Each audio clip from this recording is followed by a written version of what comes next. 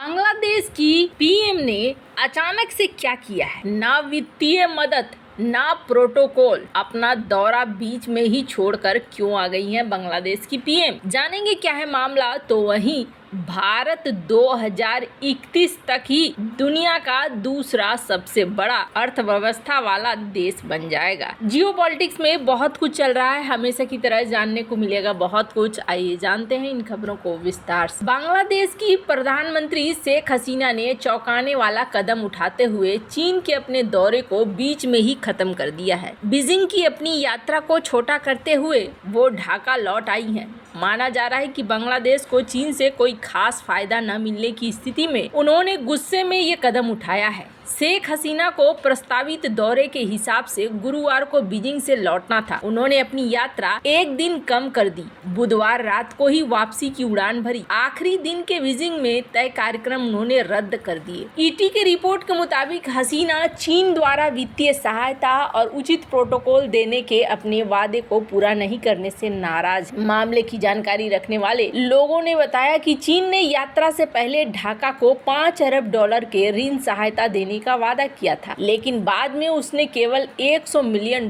Package देने की बात कही। हसीना को राष्ट्रपति शी जिनपिंग के साथ एक लंबी बैठक की उम्मीद थी, लेकिन चीनी राष्ट्रपति ने उनसे बहुत छोटी मुलाकात की। चीनी पीएम को उनके प्रमुख वार्ताकार के रूप में छोड़ दिया गया और विदेश मंत्री वांग यी ने उनसे मुलाकात ही नहीं की। इसने हसीना को नाराज कर दिया और वो अपने देश लौट आई। वैसे आपको बता दूं, सरकारी चीनी मीडिया ने हसीना की यात्रा को बहुत उत्साह के साथ कवर नहीं किया। अमूमन चीन दौरे पर आने वाले किसी राष्ट्राध्यक्ष को आधिकारिक मीडिया में प्रमुखता मिलती है, लेकिन हसीना को कम जगह मिली। इसने भी हसीना को निराश किया। एक्सपर्ट मान रहे हैं कि इस घटनाक्रम का असर यात्रा पर पड़ा और हसीना ने अपनी बेटी के स्वास्थ्य का हवाला देते हुए तय समय से पहले ही ढाका लौटने का फैसला कर लिया। बुधवार को वापसी से पहले हसीना ने बीजिंग में चीनी राष्ट्रपति शी जिनपिंग और पीएम ली कियांग से मुलाकात की। दोनों देशों के बीच 21 समझौतों पर हस्ताक्षर किए और द्विपक्षीय संबंधों को आगे बढ़ाने के लिए 7 और परियोजनाओं की घोषणा। घोषित नई परियोजनाओं में चीन बांग्लादेश मुक्त व्यापार समझौते पर संयुक्त अध्ययन का निष्कर्ष और चीन बांग्लादेश द्विपक्षीय निवेश संधि के अनुकूल बातचीत की शुरुआत करनी शामिल है। हालांकि यहाँ पर यही माना गया था कि कुछ न कुछ इन्हें चाहिए। शेख हसीना की चीन यात्रा से भारत के लिए भी समस्या थी और बांग्लादेश के लिए भी ये बड़ी वाली अग्नि परीक्षा थी। आपको बता दूं, बांग्लादेश की प्रधानमंत्री शेख हसीना 4 दिनों की जो ये यात्रा पर जा रही थी, यहाँ पर माना जा रहा था तीस्ता नदी प्रोजेक्ट पर। 76 साल की हसीना के बीजिंग में एजेंडे में सबसे पहले और सबसे महत्वपूर्ण तीस्ता नदी प्रोजेक्ट है, जिसे बांग्लादेश या भारत में किसी परिचय की जरूरत नहीं है। 13 साल तक बांग्लादेश के साथ तीस्ता नदी जल साझाकरण संधि को अंतिम रूप देने में विफल रहने के बाद नई दिल्ली ने 21 से 22 जून को हसीना की भारत की राजकीय यात्रा के दौरान बांग्लादेशी पक्ष में तीस्ता जल को संरक्षित और प्रबंधित करने की औपचारिक पेशकश की, जो हसीना की निर्धारित चीन यात्रा से बमुश्किल एक पखवाड़ा पहले की बात है। इसके विपरीत चीन बांग्लादेश द्वारा तैयार की गई अरबों डॉलर की तीस्ता नदी व्यापक प्रबंधन और पुनरुद्धार परियोजना को वित्त पोषित करने और क्रियान्वित करने के लिए आश्वस्त और उत्सुक है, जिसका उद्देश्य 2011 से संधि को क्रियान्वित करने में भारत की विफलता के कारण उत्पन्न संकट को दूर करना, किसी तरह नदी बेसिन को पुनर्जीवित करना है। बांग्लादेश जल बोर्ड और चीन की पावर कंस्ट्रक्शन कंपनी कई वर्षों से चुपचाप TRC-MRP के क्रियान्वयन पर बातचीत कर रही है, लेकिन ढाका ने भारत के प्रतिकूल प्रतिक्रिया के डर से TRC-MRP के लिए हरी झंडी देने से अभी परहेज किया है। भारत का बांग्लादेश में UNSC के सभी 5 अस्थायी सदस्यों की तुलना में अधिक प्रभाव है और भारत के अकल्पनीय प्रभाव को देखते हुए हसीना स्पष्ट रूप से पहले से निर्वाचित होना चाहती थी, फिर कोई निर्णय लेना चाहती थी ताकि नई दिल्ली द्वारा उनके चुनावी रास्ते में बाधा न आए और उनका शासन छोटा न हो जाए। बिना शर्त भारत के समर्थन के साथ वापस सत्ता में आने वाली हसीना को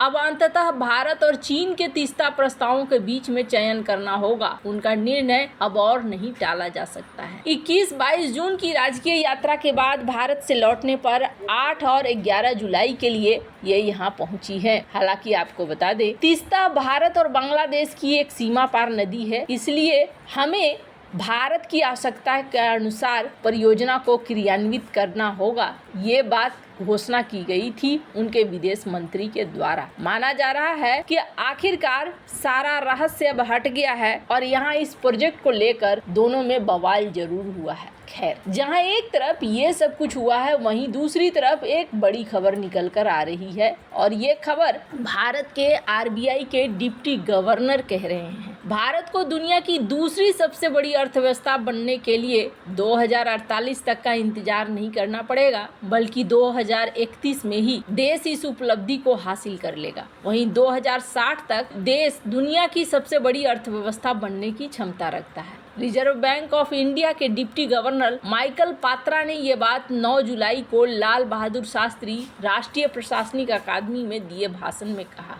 उन्होंने कहा कि अपने महत्वाकांक्षी लक्ष्यों को प्राप्त करने के संकल्प को देखते हुए ये कल्पना करना संभव है कि भारत अगले दशक में आगे निकल जाएगा। पात्रा ने कहा कि ऐसा अनुमान लगाया गया है कि अगर भारत अपने 10 सालों में 9.6% प्रति वर्ष की दर से ग्रोथ करता है तो लोअर मिडिल क्लास इनकम के ट्रैप को तोड़कर बाहर आ सकता है और विकसित देश बन सकता है। इसका असर प्रति व्यक्ति आय में भी दिखना चाहिए। हालांकि 2047 तक विकसित देश बनने के लिए प्रति व्यक्ति आय 34,000 अमेरिकी डॉलर तक रखने की जरूरत है। डिप्टी गवर्नर माइकल पात्रा ने कहा कि भारतीय रुपए को इंटरनेशनल बनाने के लिए भी macro economic policy financial stability positive track में है। भारत में महंगाई दर को वैश्विक महंगाई दर के मुताबिक करने की जरूरत है, जिससे रुपए के आंतरिक और बाहरी वैल्यू को संरक्षित किया जा सके। इससे रुपए के इंटरनेशनलाइजेशन ग्राउंड तैयार होगी और भारत आने वाले कल के लिए दुनिया के इकोनॉमिक पावर हाउस के रूप में उभर सकेगा। पात्रा ने कहा कि मॉनेटरी पॉलिसी एक्शन और सप्लाई रिलेटेड उठाए गए कदम के कारण महंगाई दर 4% के तय लक्ष्य के आसपास आई है। उन्होंने कहा कि रिजर्व बैंक ने वित्त वर्ष 2024-25 में महंगाई दर